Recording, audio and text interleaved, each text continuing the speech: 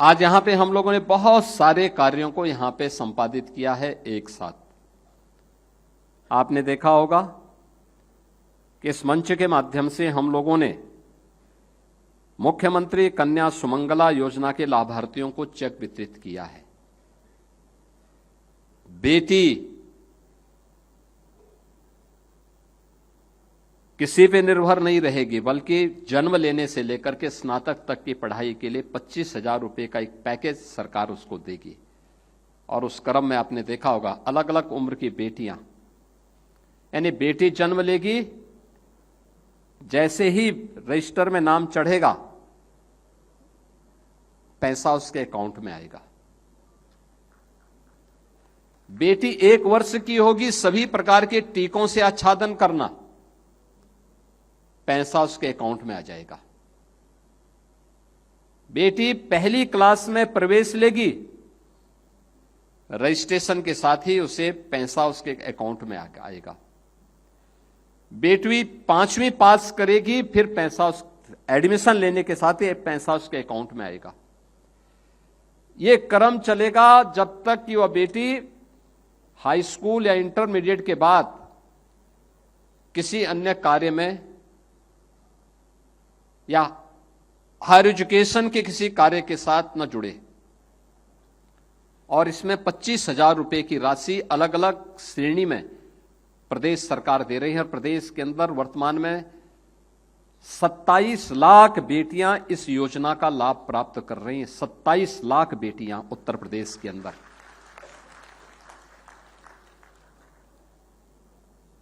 बेटी शादी योग्य हो जाए तो फिर उसको अभिभावक को चिंता नहीं करनी है कि पैसा कहां से आएगा। बेटी की शादी के लिए बिना भेदभाव के, आपको याद होगा जब 17 में सरकार आई थी तो हमने पहले 31,000 रुपये, पहले 35,000 रुपये, फिर 51,000 रुपये, और आज तो बेटी की शादी के लिए राज्य सरकार 1 लाख रुपया दे रही है। 1 लाख रुपया मुख्यमंत्री सामूहिक विवाह योजना में। मुझे बताते हुए प्रसन्नता है, अब तक 4 लाख से अधिक बेटियों को इस योजना के माध्यम से, मुख्यमंत्री सामूहिक विवाह योजना के माध्यम से उनकी शादी संपन्न कराने में सरकार ने, प्रशासन ने अपना योगदान दिया है। और बेटी के लिए अभी तो हम लोगों ने एक लक्ष्मीबाई स्कूटी योजना लेके आ रहे हैं, बहुत शीघ्र इसको लॉन्च करने वाले हैं, जिसमें बेटी को हम एक स्कूटी देंगे। खासतौर पर स्नातक और प्रास्नातक की फाइनल ईयर की बेटियों को, जो मेधावी बेटियां हैं, पहले चरण में उनको उपलब्ध करवाएंगे और दूसरे चरण में फिर अन्य लोगों को भी इसके साथ धीरे धीरे करके आगे बढ़ाएंगे। पहले से पैसे की व्यवस्था कर दी गई है। यानी यह स्कीम बताती है कर्मिक रूप से महिला श्रम बल कैसे आगे बढ़ता है, ये उसके उदाहरण है। आज उस कार्यक्रम को महिला कन्या सुमंगला योजना के लाभार्थियों को यहां चेक वितरित किए गए। महिला कल्याण विभाग और पुलिस विभाग में उत्कृष्ट कार्य करने वाली महिला कार्मिकों को भी सम्मानित किया गया। बाल विवाह को रोकथाम करने के लिए उत्कृष्ट कार्य करने वाली महिलाओं तथा 181 महिला हेल्पलाइन में उत्कृष्ट कार्य करने वाली कार्मिकों को भी यहां पे सम्मानित किया गया। राजकीय जो गृह हैं, बालिकाओं के गृह हैं, उनमें से उनकी रैंकिंग की जाती है, उसमें 80% से अधिक अंक प्राप्त करने वालों को भी यहां पे सम्मानित किया गया। और मुख्यमंत्री बाल सेवा अंतर्गत भी मेधावी बालिकाओं को सम्मान आज यहां पे किया गया। 6 महिलाओं को नारी शक्ति अवार्ड दिए गए। और आंगनबाड़ी 17 के पहले रोज डंडा झंडा लेकर के लोग लखनऊ में बैठे रहती थी, और आज अब तो सरकार इनका मानदेय भी अच्छा करने जा रही है। विभाग के स्तर पर शिथिलता थी, अब विभाग भी उसको तेज करने जा रहा है कि स्मार्टफोन के माध्यम से उनका एक एक कार्य वे अपलोड करेंगी और उसको परफॉर्मेंस बेस्ड करते हुए अच्छा सम्मानजनक मानदेय तो प्राप्त करेंगी। आज उनका एक कार्यक्रम का शुभारंभ हो गया कि 5 लाख रुपए की कैशलेस स्वास्थ्य की सुविधा उनको प्रदान करने का कार्ड यहां पे आज उपलब्ध करवा दिया गया है। ऐसे ही अन्य विभागों को हम करेंगे, आशा वर्कर को करेंगे, रसोईया को करेंगे। आपने देखा ना चंदौली में बैठ करके, आपकी गाजीपुर में बैठ करके एक बहन कैसे बोल रही थी। देखिए, निराश्रित एक समय हो गई थी, समाज ने उसको निराश्रित बनाया, लेकिन सरकार जब खड़ी होती है साथ में तो वह स्वावलंबन का एक मॉडल बनती है कि कैसे अपने पैरों पे खड़ा हो सकती है नारी भी, और इसका उदाहरण उन्होंने वहां प्रस्तुत किया है।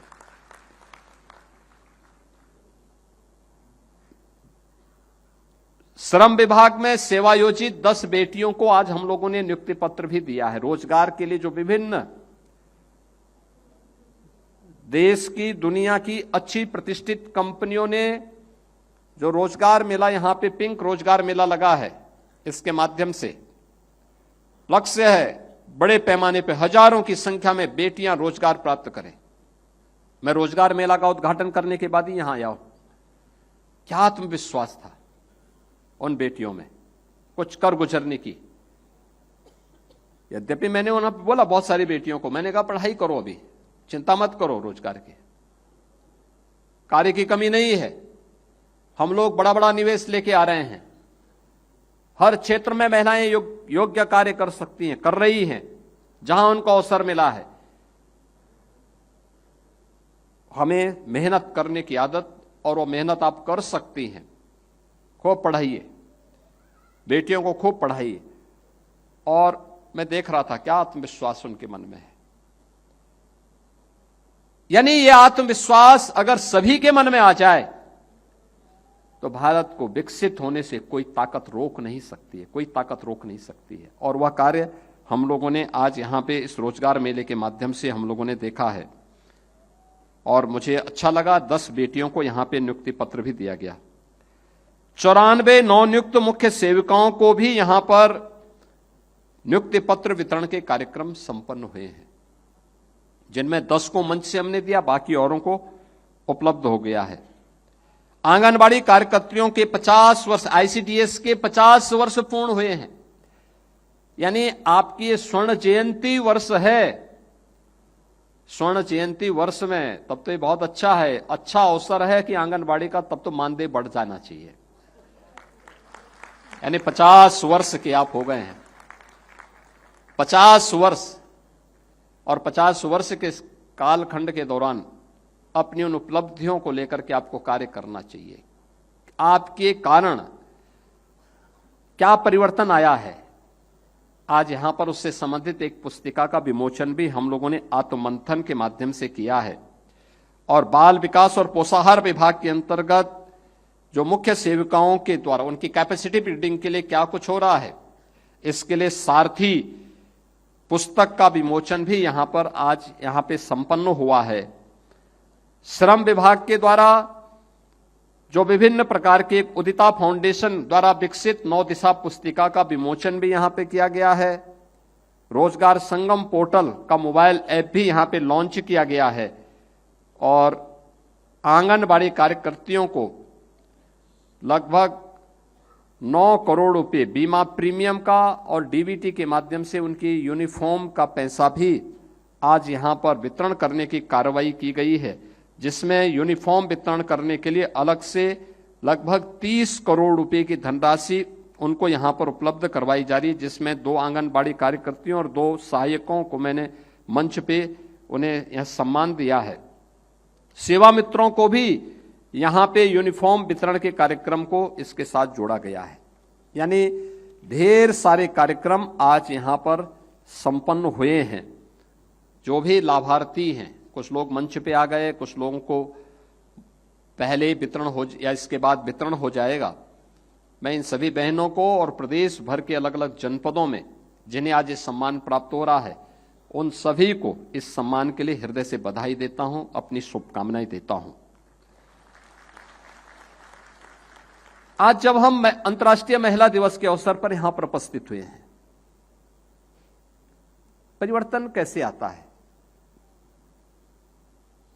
हमने उसके लिए प्रधानमंत्री मोदी जी के 5T के उस विजन को ध्यान में रख के काम किया कि अपनी परंपरा यानी ट्रेडिशन, टेक्नोलॉजी, ट्रांसपेरेंसी, ट्रस्ट जब एक साथ मिलते हैं तो ट्रांसफॉर्मेशन होता है। यानी ट्रेडिशन, हमारी परंपरा का सम्मान करना। भारत की परंपरा क्या है, उन परंपराओं का आदर करना, विरासत का सम्मान। विरासत का सम्मान हो, विकास अपने आप ही रास्ता तय कर लेता है। हम उसको आगे करें, उसके लिए हमें क्या कुछ करना होता है, यानी उसको हमें टेक्नोलॉजी के साथ जोड़ करके उसको और आसान करना होता है। टेक्नोलॉजी के साथ जोड़ना, कार्य में ट्रांसपेरेंसी होनी चाहिए, पिक एंड चूज नहीं होना चाहिए। ट्रांसपेरेंसी होनी चाहिए। जब ये चीजें होंगी तो पब्लिक का विश्वास पैदा होता है। आत्मविश्वास वही बदलने का कारण बनता है और यही ट्रस्ट ट्रांसफॉर्मेशन का कारण बनता है, परिवर्तन का कारण बनता है। और ये 5T का आज एक उदाहरण उत्तर प्रदेश बना है। उत्तर प्रदेश उसका एक मॉडल बना है और उसी मॉडल को लेकर के आज हम लोगों ने प्रदेश के अंदर कार्य करना प्रारंभ किया है। मेरा यह मानना रहा है और आदरणीय प्रधानमंत्री जी बार बार इस बारे में कहते हैं, आधी आबादी को नजरअंदाज करके कोई समाज स्वावलंबी नहीं हो सकता। आधी आबादी को नजरअंदाज करके कोई समाज आत्मनिर्भर नहीं हो सकता है। और इसके लिए आप याद करिए 2014 में जब मोदी जी प्रधानमंत्री बने थे तो उन्होंने देश के अंदर बेटी बचाओ बेटी पढ़ाओ का कार्यक्रम आगे बढ़ाया था। बेटी बचाओ बेटी पढ़ाओ के बाद उन्होंने मातृवंदना योजना से लेकर के अनेक ऐसे कार्यक्रम महिला सशक्तिकरण के लिए उठाए, जिसके दम पर आज देश भर की बेटियां स्वावलंबन के मार्ग पर आगे बढ़ रही हैं। और अब तो आने वाले समय में विधानसभा और संसद में भी 33% सीटों पर बेटियां और बहनें चुन करके जाएंगी। यह भी प्रावधान अभी से प्रधानमंत्री मोदी जी ने तय कर दिया है।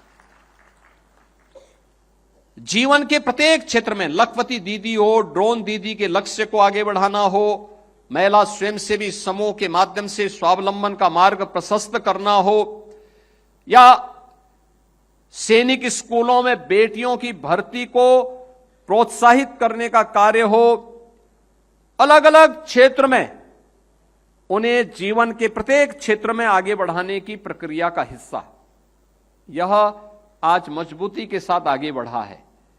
तो उसी से प्रेरणा लेकर के हम लोगों ने 17 में आने के बाद प्रदेश के अंदर जब मिशन शक्ति के कार्यक्रम को आगे बढ़ाया।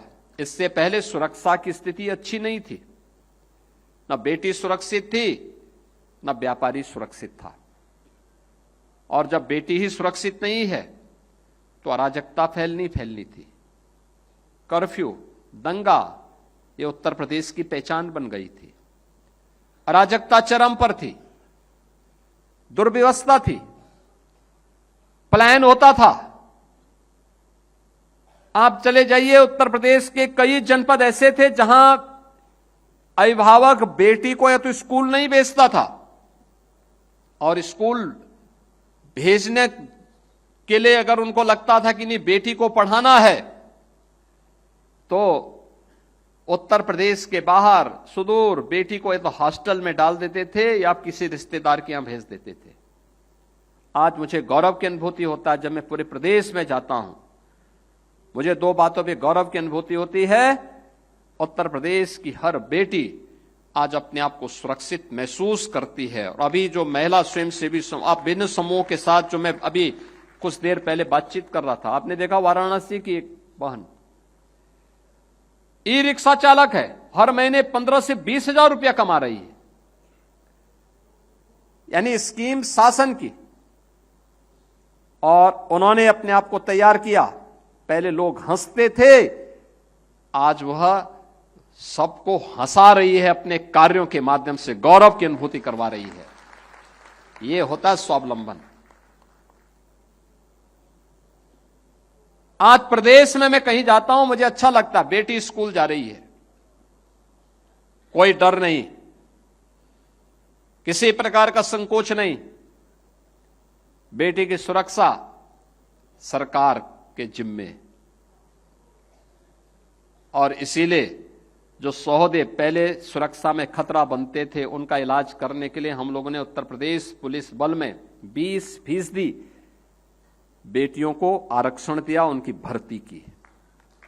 आप याद करिए ना, 1947 से 2017 तक उत्तर प्रदेश पुलिस में कुल 10,000 महिला कार्मिक थी। महिला कांस्टेबल और महिला के अलग अलग पदों पर महिला केवल 10,000 थी, और 17 से अब तक इनकी संख्या हो गई है अब 44,000 से ज्यादा है। देखो ना कितना गुना ज्यादा हो गया है। यह संख्या बताती है कि हम सही दिशा में हैं। और जहां पे इन्हें बीट पुलिस अधिकारी के रूप में दायित्व दिया गया है, ये जाती हैं, महिलाओं की काउंसलिंग करती हैं, सुरक्षा की गारंटी भी देती हैं, लेकिन सबके बावजूद अगर कोई सौदा, कोई दुराचारी फिर भी दुस्साहस करता है, तो अगले चौराहे पर यमराज के दूत भी उनका टिकट काटने के लिए बैठे रहते हैं कि बेटी की सुरक्षा में सेंध लगाओगे तो फिर जगह नहीं मिलेगी धरती पे। यह उत्तर प्रदेश के अंदर आज आप देख रहे होंगे किस रूप में ये सारी चीजें एक साथ देखने को मिल रही। 2017 में जब मैं मुख्यमंत्री बना था, मैं देखता था लगभग 60% बेटियां ऐसी थी जो नंगे पैर स्कूल जाती थीं। बेसिक शिक्षा परिषद के स्कूलों की मैं बात कर रहा हूं। 60% से अधिक बेटियां थी नंगे पैर स्कूल जाती थी। मैं जब एक जनपद के भ्रमण में निकला, मुझे प्रातः एक मंदिर में दर्शन करना था, वापसी में मुझे एक स्कूल का भी निरीक्षण करना था। मैं निकला, चित्रकूट में कामदगिरी पर की पवित्र पहाड़ी की परिक्रमा करने के बाद मैं वापस आ रहा था। मैंने जिलाधिकारी से कहा, मैंने कहा भाई मुझे जिलाधिकारी संभवतः उस समय जो आज लखनऊ के जिलाधिकारी हैं, यही वहां के जिलाधिकारी उस समय संभवतः थे। तो मैंने उनसे कहा, मैंने कहा मुझे एक बेसिक शिक्षा स्कूल का भ्रमण करना हो। तो मुझे बताया गया साहब कार्यक्रम में तो नहीं। मैंने कहा इसीलिए तो मैं जानना चाहता हूं कि क्या स्थिति है वहां पे। स्कूल जाते हुए मैंने कुछ बेटियों को देखा नंगे पैर। मैं एक जगह रुका, मैंने एक बेटी से पूछा, मैंने कहा कहां जा रही हो? फटे हुए कपड़े, नंगे पैर, फटा हुआ उनके बैग उनके कंधे में लटक रहा था। का स्कूल? मैंने कहा स्कूल जा रही हो तो अकेले जाती हो? गांव की और भी बालिकाएं थी। मैंने कहा घर में कौन कौन है? कहा भाई भी हैं। वो दोनों बहन स्कूल जा रही थी। तो मैंने कहा भाई कहां है? भाई स्कूल नहीं जाता है क्या? कहा नहीं, भाई तो आता है वो दूसरे स्कूल में। तो मैंने कहा भाई दूसरे स्कूल में क्यों, और आप इस स्कूल तो कहां जा रही है? कहा मैं प्राइमरी स्कूल में पढ़ती हूं। और मैंने कहा भाई का हो, गांव में एक पब्लिक स्कूल है वहां।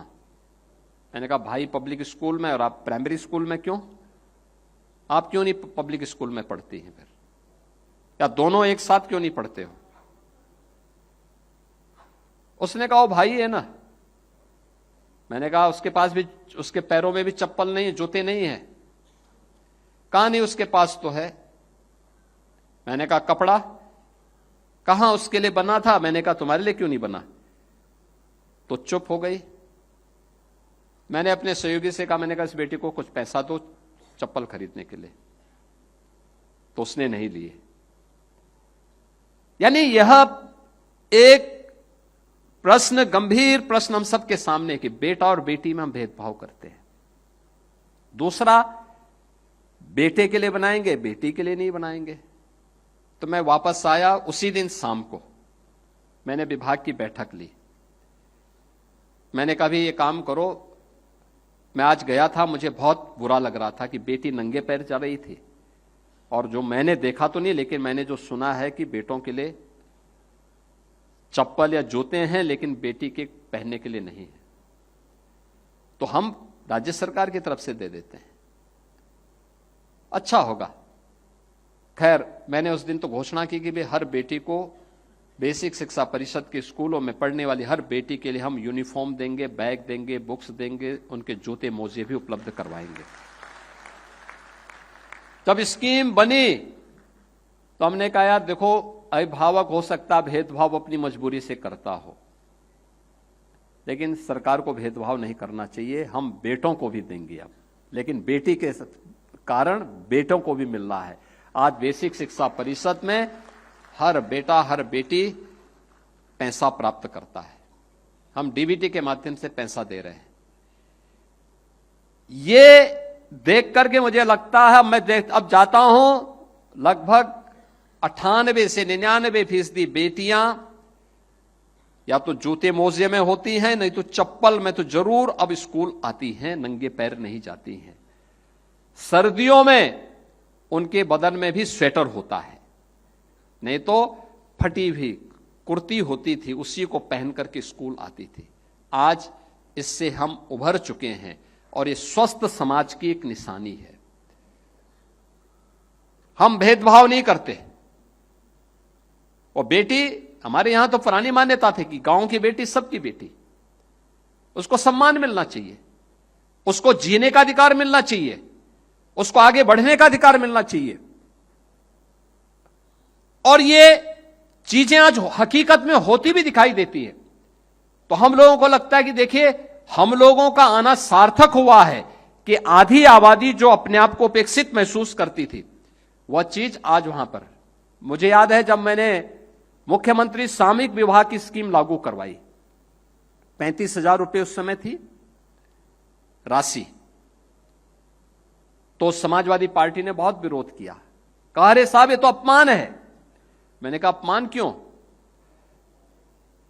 कहा रहता ये 35,000 रुपए में शादी के लिए आप उन गरीबों का अपमान करना चाहते हैं। और मैं जब कई जनपदों में सामूहिक विवाह योजना के कार्यक्रमों में गया, मुझे अच्छा लगा कि उन जनपदों में सामूहिक विवाह की योजना के अंतर्गत हजारों हजार बेटियां, उनके परिवार के सदस्य, नातेदार, रिश्तेदार उस कार्यक्रम में सहभागी बनते हैं। और अब तक हम लोग 4 लाख से अधिक बेटियों की शादी इस स्कीम के अंतर्गत कर चुके हैं। 1 लाख रुपए वर्तमान में हम इसको दे रहे हैं।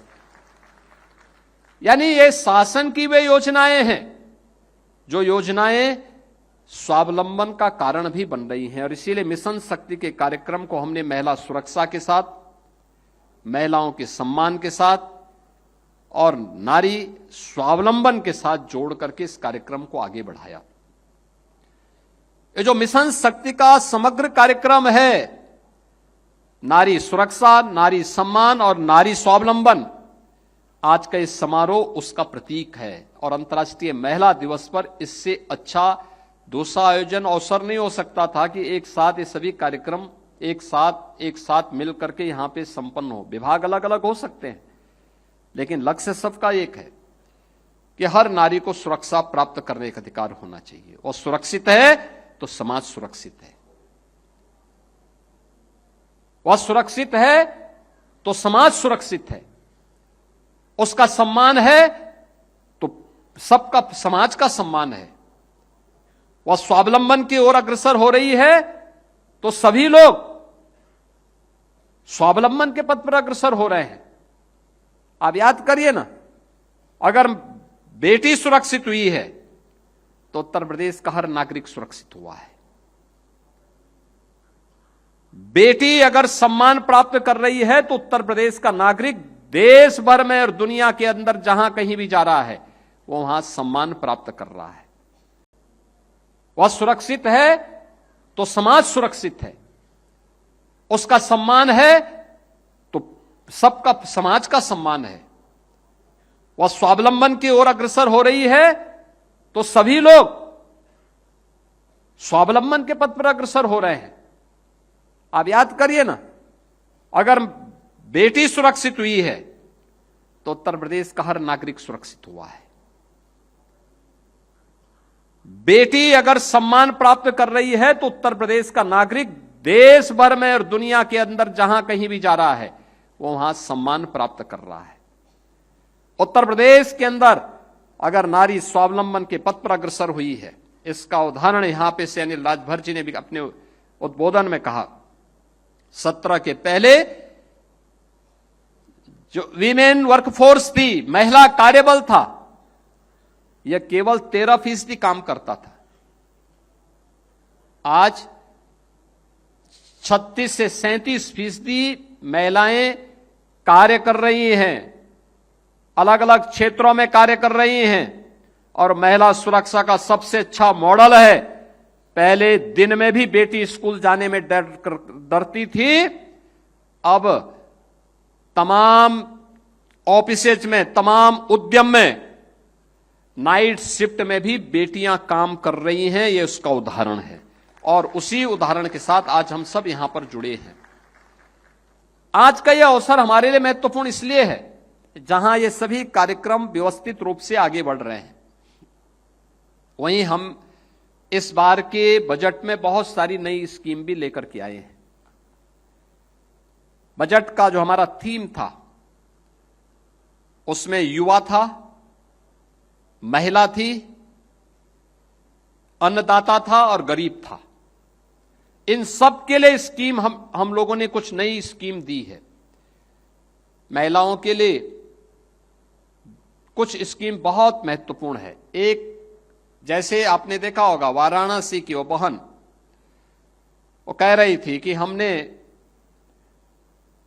मुख्यमंत्री युवा उद्यमी स्कीम के अंतर्गत गारंटी मुक्त, ब्याज मुक्त लोन लिया, ई रिक्शा खरीदा। ई रिक्शा खरीदने के बाद आज वह पैसा 15 से 20 हजार रुपए हर महीना कमा रही है।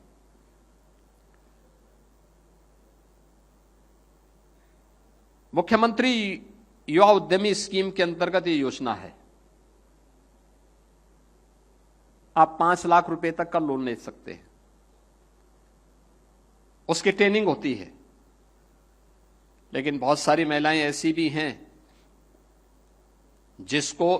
जिन्हें अपने कार्यक्रम को आगे बढ़ाने के लिए इससे ज्यादा लोन चाहिए, या बहुत सारी गृहिणी ऐसी हैं जिनको अपने घर के कार्य के लिए कम पैसे का लोन चाहिए। इस बार हम लोगों ने बजट में इसका व्यवस्था किया है और बजट के माध्यम से हम इस बार महिला उद्यमी विपणन स्कीम के अंतर्गत, जैसे प्रधानमंत्री जी ने यूनियन बजट में सी मार्ट की बात की है, उसी तर्ज पर यूपी के अंदर महिला उद्यमी विपणन केंद्र के माध्यम से इस व्यवस्था को तो आगे बढ़ाना चाहते हैं कि महिला स्वयंसेवी समूह जो कुछ भी बनाएगी उसके लिए बाजार तक पहुंच उसकी आसानी से हो सके, इसके लिए उस प्रकार के सेंटर स्थापित करना। गांव-गांव में हो, न्याय पंचायत स्तर पर हो, ये तो कार्यक्रम करेंगे ही। सस्ते में और फ्री में गारंटी मुक्त, ब्याज मुक्त लोन भी मिल सके, इसके लिए भी एक स्कीम आ रही है। मेधावी बेटियों के लिए स्कूटी स्कीम भी आ रही है और साथ साथ हम लोग इन सभी स्कीम को आगे बढ़ाने के साथ ही ढेर सारे ऐसे कार्यक्रमों को लेकर के आ रहे हैं जो ने आत्मनिर्भरता के लक्ष्य को प्रदान करने की दिशा में महत्वपूर्ण भूमिका का निर्वहन करेंगे। यह सरकार के स्तर पर किए गए हुए प्रयास हैं जिसका लाभ आपको आने वाले समय में प्राप्त होगा। और मुझे देख करके प्रसन्नता होती है कि पिछले 11 वर्ष में महिलाओं को अलग अलग क्षेत्र में स्वावलंबन की दिशा में अग्रसर करने में एक बड़ी भूमिका का निर्वहन हुआ है। प्रधानमंत्री आवास में घर नहीं है तो सबसे ज्यादा पीड़ित तो महिला होती थी, घर में शौचालय नहीं तो सबसे ज्यादा प्रभावित महिला होती थी, घर में रसोई गैस नहीं है तो सर्वाधिक पीड़ा महिला को झेलना होता था, क्योंकि घर के सभी सदस्यों के लिए समय पे भोजन बनाना, ईंधन नहीं है, जैसे तैसे बेचारी समय पे भोजन बनाती थी, लेकिन अब ऐसी स्थिति नहीं आएगी। अब उज्ज्वला योजना का कनेक्शन है और वर्ष में 2 बार आपने देखा होगा, होली पर भी और दीपावली पर भी हम लोग फ्री में रसोई गैस भर करके सिलेंडर उपलब्ध करवाते हैं हर उज्ज्वला योजना के लाभार्थी को। राशन कार्ड 15 करोड़ लोग राशन की सुविधा का लाभ प्राप्त कर रहे हैं। 5 करोड़ 60 लाख लोगों को आयुष्मान भारत की सुविधा का लाभ पहले ही दिया जा चुका है और इस बार हम लोगों ने शिक्षा मित्रों को, अनुदेशकों को, आंगनबाड़ी को, आशा वर्कर को, रसोइयों को, होमगार्ड को, इन सबको भी इसके साथ जोड़ दिया है। यानी लाखों की संख्या ये है जो इस योजना का लाभ प्राप्त करेंगे। शिक्षकों को जोड़ दिया है, अकेले शिक्षकों की संख्या 10 लाख से ज्यादा है।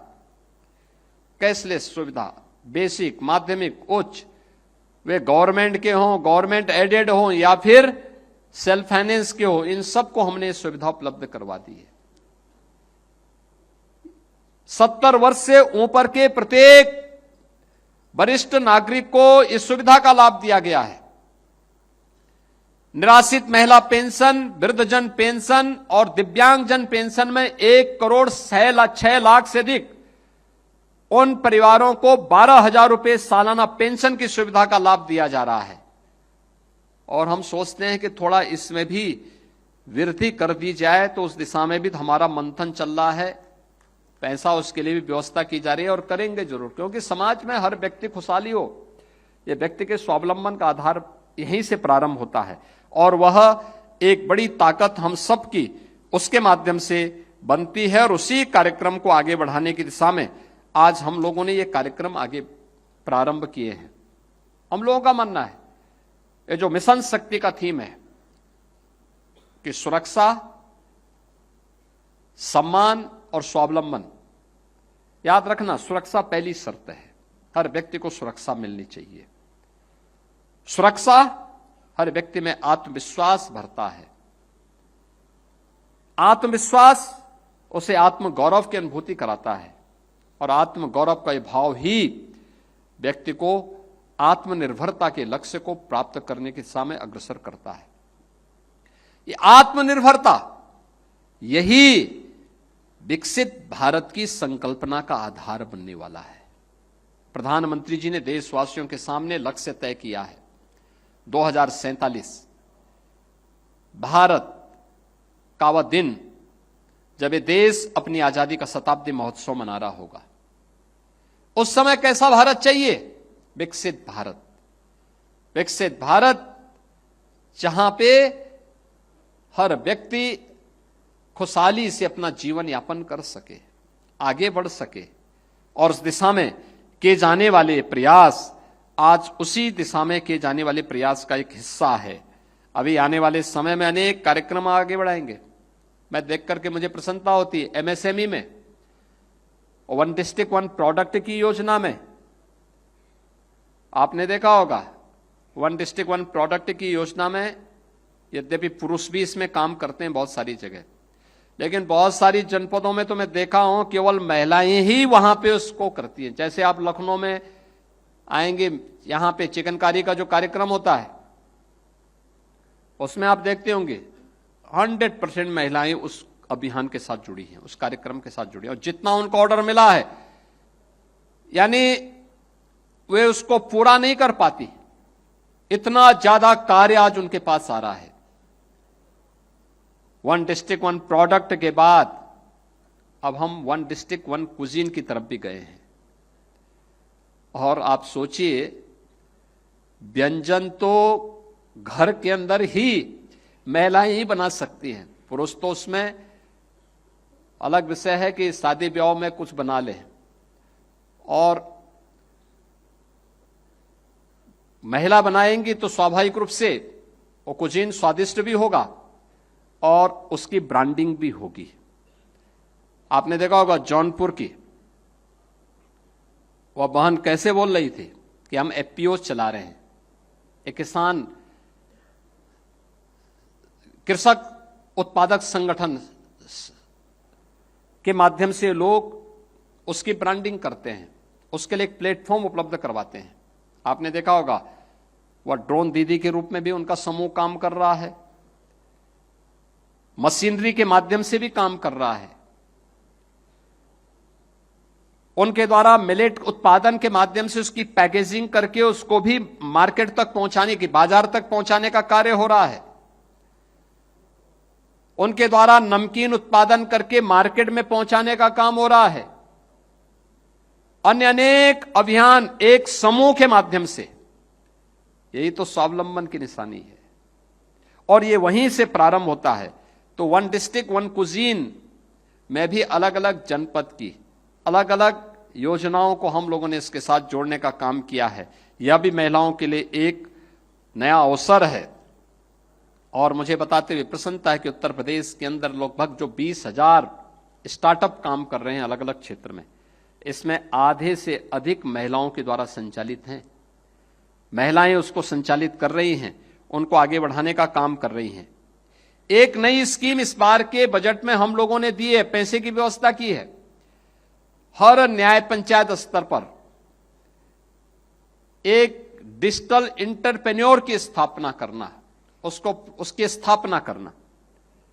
और 8,000 न्याय पंचायत हैं। 8,000 का मतलब 4,000 से अधिक केवल महिलाएं इसमें भर्ती होने वाली हैं। 4,000 से अधिक महिलाओं को हम इसके साथ जोड़ने वाले हैं, जो हर न्याय पंचायत के अंदर विभिन्न प्रकार के कार्यक्रमों के साथ जुड़ेंगे, लोगों को जोड़ेंगे, उन कार्यक्रमों को आगे बढ़ाएंगे। उत्तर प्रदेश का ये मॉडल रहा है, खासतौर पर बीसी सखी। हर ग्राम पंचायत में बैंक का लेन देन का काम आज बीसी सखी कर रही है। वो एक मॉडल है।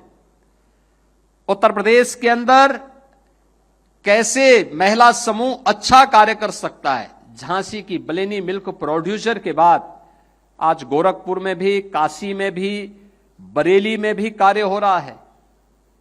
आगरा में भी काम चल रहा है, बहुत अच्छा। और हजारों बहनें उसके साथ जुड़ी हुई हैं, अच्छा लाभांश प्राप्त कर रही हैं। अब इस बार के बजट में लखनऊ और प्रयागराज में भी इस प्रकार के प्रोड्यूसर की स्थापना करने के कार्य चल रहे हैं। यानी हजारों की संख्या में लोग इसके माध्यम से आगे बढ़ने का काम करेंगे। और इन्हीं सब कार्यक्रमों को आगे बढ़ाने के लिए सरकार ने अनेक कदम उठाए हैं। सुरक्षा के लिए मैंने आपको पहले बताया, पीएससी की बटालियन। पिछली सरकारें पीएससी को समाप्त कर रही थी, क्योंकि उत्तर प्रदेश पीएससी बल ये दंगाइयों का काल है और दंगाइयों को प्रोत्साहित करने वाली सरकार पीएससी बल को ही समाप्त कर रही थी। हम लोग आए, हमने कहा ये बल समाप्त नहीं होगा, इसको हम पुनर्गठन करेंगे। सभी 34 कंपनियों का हमने पुनर्गठन किया। हमने कहा इसमें सब पुरुष हैं, काम करो कि महिलाओं के लिए भी 3 अलग बल गठित करो। 3 नई बटालियन हमने गठित की है और तीनों के नाम भी हम लोगों ने उत्तर प्रदेश की नारी शक्ति के प्रतीक वीरांगना ओदा देवी के नाम पर, वीरांगना झलकारी देवी के नाम पर, वीरांगना अवंतीबाई लोधी के नाम पर हम लोगों ने तीनों बटालियन का गठन कर लिया है। अब 3 नई और महिला बटालियन के गठन की प्रक्रिया को हम आगे बढ़ाने का काम भी कर रहे हैं। और उस रिजल्ट का परिणाम आज प्रत्येक क्षेत्र में हम सबको देखने को मिल रहा है और हम उस कार्य को आगे बढ़ाने के लिए पूरी प्रतिबद्धता के साथ कार्य कर रहे हैं। मुझे तो ये देख करके भी अच्छा लगा। अभी मैं देख रहा था, यूपीएससी का रिजल्ट आया है। उत्तर प्रदेश की अनेक बेटियों ने यूपीएससी में अपना सम्मानजनक स्थान प्राप्त किया है। और मैं देख रहा था यहां पे कि उत्तर प्रदेश की जो सूची, यानी जो यूपीएससी की, यूनियन पब्लिक सर्विस कमीशन की जो सूची आई, उसमें मानसी, अदिति, तनीषा, ये सभी बेटियां उसमें स्थान प्राप्त कर ली। देश के अंदर टॉप 10 में से 3 महिलाएं हैं। और अगर पूरी सूची में आप देखेंगे, लगभग 1,000 की उस सूची में काफी बड़ी संख्या में उसमें आज बेटियों का सिलेक्शन हुआ है। ये उनके सामर्थ्य को प्रदर्शित करता है। और इसीलिए प्रदेश के अंदर जैसे जैसे वीमेन वर्कफोर्स बढ़ रही है, महिला कार्यबल बढ़ रहा है, स्वाभाविक रूप से गांव की बेटी को या दूर दराज से आने वाली बेटी को जब कार्य करने के लिए शहरी क्षेत्र में अचानक मकान और किस पे विश्वास कर ले, अब सरकार ने तय किया है विभिन्न जनपदों में हम उनके लिए ऐसे छात्रावास देंगे जहां वे आराम से सुरक्षित रह सके। केवल महिलाओं के लिए वे छात्रावास होंगे और उसके लिए हम लोगों ने अपने कार्यक्रम प्रारंभ कर दिए हैं, जिसमें वर्किंग वीमेन हॉस्टल की स्थापना का कार्य कामकाजी महिलाओं के लिए, और हर हॉस्टल की क्षमता भी 500 होगी। 500 की एक छात्रावास, जिसमें वाराणसी, मेरठ, प्रयागराज, गोरखपुर, कानपुर, झांसी, आगरा इसमें बनाए जा रहे हैं। और इस बार के बजट में भी हम लोगों ने पैसा उसके लिए किया है। अयोध्या, बरेली, अलीगढ़, मिर्जापुर, सहारनपुर, मुरादाबाद, यहां पर भी हम लोगों ने इस बजट में धनराशि की व्यवस्था कर दी है कि उन बहनों के लिए, उन बेटियों के लिए कहीं किसी प्रकार की कोई समस्या न होने पाए, ये भी सरकार इसके साथ जोड़ेगी। महिलाओं को संपत्ति पंजीकरण में स्टाम्प में छूट, यानी 1 करोड़ से अधिक महिलाओं के नाम संपत्ति या भूमि या स्वामित्व योजना के अंतर्गत आपने देखा होगा गांवों में घरौनी आज महिलाओं के नाम पर हो रही है। प्रधानमंत्री आवास योजना में महिलाओं को प्राथमिकता दी जा रही है। अन्य कार्यों में भी उन्हें पूरी तरह स्वतंत्रता दी जा रही है। हम लोग उत्तर प्रदेश के अंदर प्रधानमंत्री आवास योजना और मुख्यमंत्री आवास योजना में 62 लाख महिलाओं को एक एक आवास उपलब्ध करवा चुके हैं उत्तर प्रदेश के अंदर। आप सोचिए 62 लाख लोगों को आजादी के बाद क्यों नहीं योजनाओं का लाभ मिल पाया था, लेकिन ये दिलाने की इच्छा शक्ति होनी चाहिए और उसके लिए सरकार के द्वारा किए जाने वाले प्रयासों को आगे बढ़ाने की आवश्यकता थी। जो 14 के पहले जिसका अभाव दिखाई देता था, आज प्रधानमंत्री मोदी जी के कारण इस सभी कुछ संभव हो पाया है। आज जब अंतर्राष्ट्रीय महिला दिवस के अवसर पर हम सब यहां एकत्र हुए हैं, मैं आप सबका आह्वान करूंगा कि हर प्रदेशवासी की जिम्मेदारी बनती है वह बेटी की सुरक्षा के लिए, नारी की गरिमा और उनके सम्मान की रक्षा करने के लिए, उनके स्वावलंबन के लिए उठाए जाने वाले सरकार के विभिन्न विभागों के द्वारा, चाहे वह केंद्र सरकार हो, राज्य सरकार हो, इन सभी सरकारों के द्वारा उठाए जाने वाले इन कदमों का लाभ उन तक अगर पहुंचाने में अपना योगदान देंगे तो ये विकसित भारत की एक महत्वपूर्ण आधारशिला बनेगी। और विकसित भारत हम सबका वो गंतव्य होगा जब हर चेहरे पर खुशहाली होगी, हर हाथ को रोजगार होगा, हर व्यक्ति आत्मविश्वास के साथ मेरा भारत महान इस अभियान के साथ जुड़ करके भारत को दुनिया के अंदर एक शक्तिशाली देश के रूप में स्थापित करने में अपना योगदान दे पाएगा। और ये तभी होगा जब आधी आबादी इस दिशा में मजबूती के साथ जुड़ेगी, तो उसके परिणाम भी हम सबके सामने आएंगे। मैं आज के इस अवसर पर यहां पे महिला और बाल विकास विभाग के द्वारा, श्रम और सेवायोजन विभाग के द्वारा, गृह विभाग के द्वारा जो सामूहिक रूप से आज का एक कार्यक्रम यहां पर आयोजित किया गया है, मैं इसके लिए इन सभी विभागों को धन्यवाद देता हूं। आप सभी को मैं अंतर्राष्ट्रीय महिला दिवस के अवसर पर अपनी बधाई देता हूं, अपनी शुभकामनाएं देता हूं और विश्वास करता हूं महिला मिशन शक्ति का हमारा अगला चरण नवरात्रि में प्रारंभ होगा और उस दिशा में हम लोग सब मिलकर के एक सामूहिक प्रयास को आगे बढ़ाएंगे।